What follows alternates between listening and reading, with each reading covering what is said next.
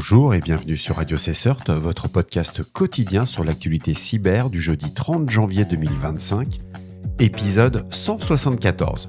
Je suis Marc-Frédéric Gomez, en direct de l'Île-de-France. Je serai au Cybercampus ce midi. Si vous souhaitez boire un café, ça sera avec plaisir. J'espère que vous allez bien. Au programme aujourd'hui de cette édition, une variante de Mirai, Aquabot, exploite des failles des téléphones Mitel. Mise à jour de sécurité critique chez Apple. La CISA ajoute une nouvelle vulnérabilité exploitée dans son catalogue Kev. Évaluation des vulnérabilités pardonnables ou impardonnables. Le NCSC du Royaume-Uni publie une méthodologie permettant de classer les vulnérabilités en fonction de leur impact et de leur criticité.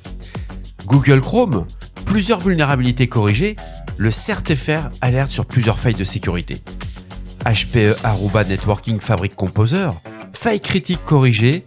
Un second avis du CertFR. Enfin, Lazarus et une attaque d'espionnage via la chaîne d'approvisionnement. Le groupe nord-coréen Lazarus est impliqué dans une campagne sophistiquée d'espionnage ciblant la chaîne d'approvisionnement logiciel. Et pour terminer, on fera un peu d'IA, on parlera de DeepSec, exploité pour des arnaques et des campagnes malveillantes. Des cybercriminels profitent de la popularité de l'AI chinoise DeepSec pour diffuser de faux sites de logiciels malveillants et des campagnes de phishing. Extraordinaire.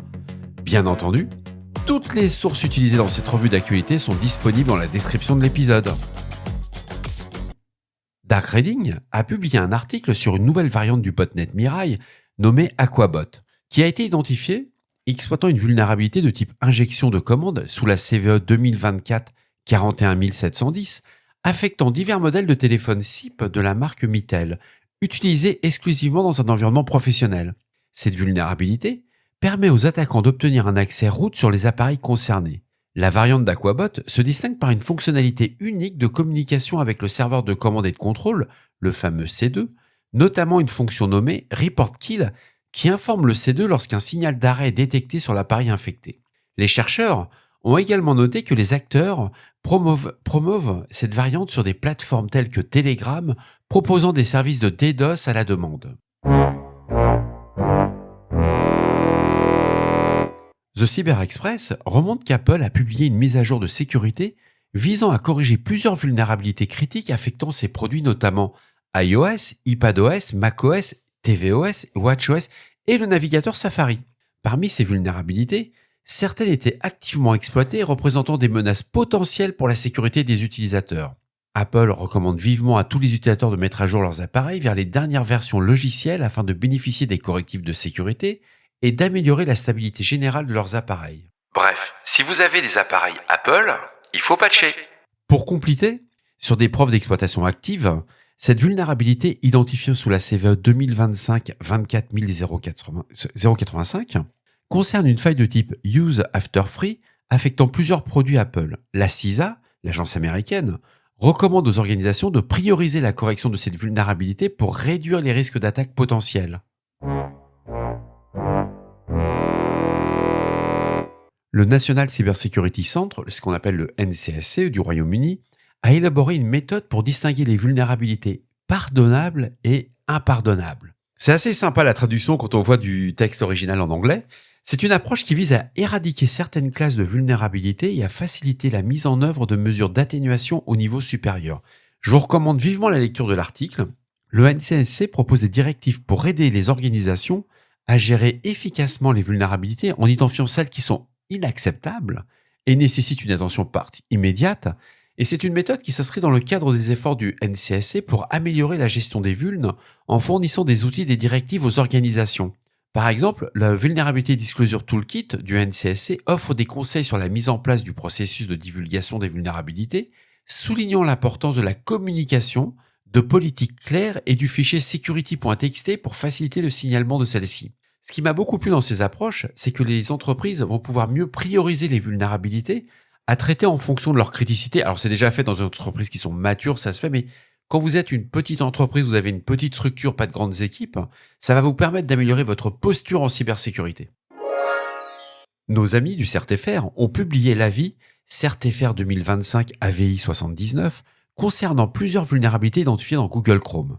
Ces failles de sécurité affectent les versions antérieures à la 132.0 6834.159 sur Linux, ainsi que les versions antérieures à la 132.0, 6834.159 et 160 sur Windows et Mac. Bien que les détails spécifiques des vulnérabilités n'aient pas été précisés par l'éditeur, il est recommandé aux utilisateurs de mettre à jour leur navigateur vers la dernière version disponible pour garantir une protection optimale. Bien entendu, si le CertFR demande de mettre à jour, on ne discute pas, on patch. De plus, un second avis de sécurité, toujours du CertFR, a été publié, c'est l'avis CertFR 2025 AVI 77, qui concerne plusieurs vulnérabilités découvertes dans HPE Aruba Networking Fabric Composer. Ces vulnérabilités, identifiées sous les CVE 2025 23053 et la CVE 2025 23057, et aussi la 54, 55 et 56, qui vont affecter les versions 7.x antérieures à la 7.1.1 du logiciel. Elles permettent à un attaquant de provoquer une élévation de privilèges ainsi que des atteintes à la confidentialité et à l'intégrité des données. Il est plus que recommandé aux utilisateurs de mettre à jour vers la version 7.1.1 ou ultérieure pour corriger ces failles de sécurité. Helpnet Security a publié un article détaillant les activités du groupe Lazarus, une entité de cyberespionnage soutenue par l'État nord-coréen. Depuis septembre 2024, l'équipe Strike de Security Scorecard a mené une enquête approfondie sur les opérations de ce groupe, révélant des aspects clés de leur infrastructure et de leurs méthodes. Les chercheurs ont identifié une couche administrative cachée au sein des serveurs C2 utilisés par Lazarus.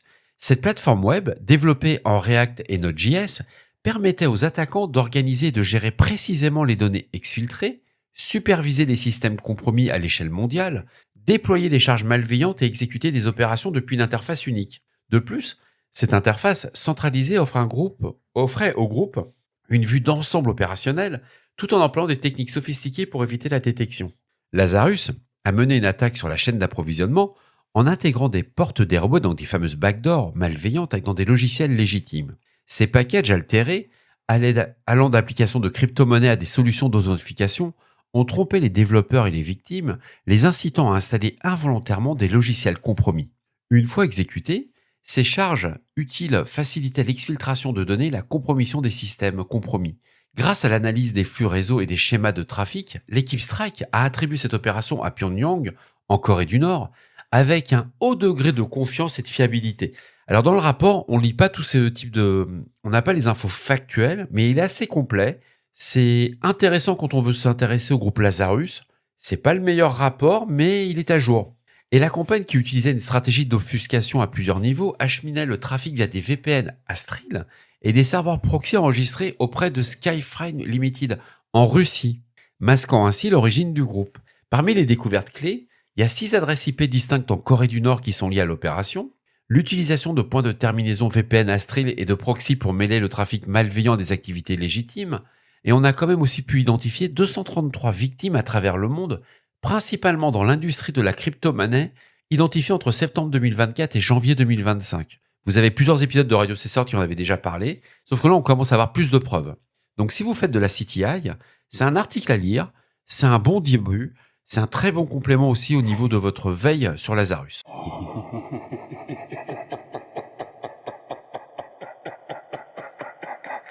Une nouvelle vague d'attaques exploitant la DeepSec, la fameuse interface IA chinoise qui a été détectée, c'est un modèle d'IA open source développé en Chine qui a récemment connu un fort engouement notamment sur les plateformes iOS et Android.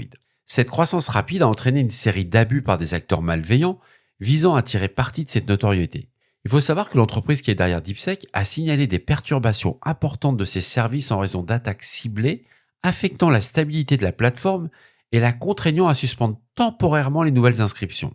Parallèlement, plusieurs menaces ont émergé dont la création de faux jetons cryptographiques prétendus être affiliés à DeepSeek alors que l'entreprise n'a jamais lancé d'actifs numériques. Des sites web usurpant l'identité de DeepSeek ont également été mis en place visant à distribuer des logiciels malveillants ou à piéger les utilisateurs via des abonnements frauduleux. En complément de toutes ces campagnes de phishing qui ont été détectées, ça a utilisé des courriels compromis pour inciter les victimes à divulguer des informations sensibles. En plus de toutes ces menaces externes, DeepSeek présente des vulnérabilités internes. Des analyses menées par la société Kela ont démontré que la plateforme pouvait être manipulée pour générer des contenus non autorisés. Cette faille pourrait être exploitée dans des attaques de compromission de courriels professionnels permettant de produire des messages frauduleux avec un style naturel renforçant leur crédibilité. Face à ces risques, certaines organisations ont pris des mesures restrictives. La marine américaine, par exemple, a interdit à son personnel d'utiliser DeepSeek dans un cadre professionnel ou personnel, invoquant des préoccupations liées à la sécurité des données et à la confidentialité. C'est un article qui est à lire, je vous le recommande, c'est intéressant, c'est un nouvel acteur qui est arrivé, il fait beaucoup de bruit, il a fait perdre beaucoup d'argent sur la bourse, il va peut-être commencer à éteindre la bulle autour de l'IA, à suivre. Et voilà, cet épisode de Radio Cesseur du jeudi 30 janvier 2025 touche à sa fin. J'espère qu'il vous a plu, qu'il vous a apporté des informations utiles. Je tiens à vous remercier pour vos écoutes qui sont toujours aussi régulières et vous êtes de plus en plus nombreux. Un petit clin d'œil à Clément qui rêve de voler sur un dragon, il me comprendra. Je sais que parfois quand on rencontre des auditeurs, ils ont des rêves un peu particuliers quand même. Mais je sais qu'ils m'écoutent tous les matins en allant au travail et je ne ferai toujours pas de podcast qui durera 1h30 tous les jours, c'est impossible. N'oubliez pas, si vous avez des questions ou des suggestions de sujets que vous souhaitez voir abordés dans nos prochaines émissions, ne soyez pas timide, laissez-moi un message sur le répondeur de Radio Cesseur au 07 68 72 20 09, 07 68 72 20 09. Je suis là pour vous. Prenez soin de vous. À demain pour un nouvel épisode. Au revoir.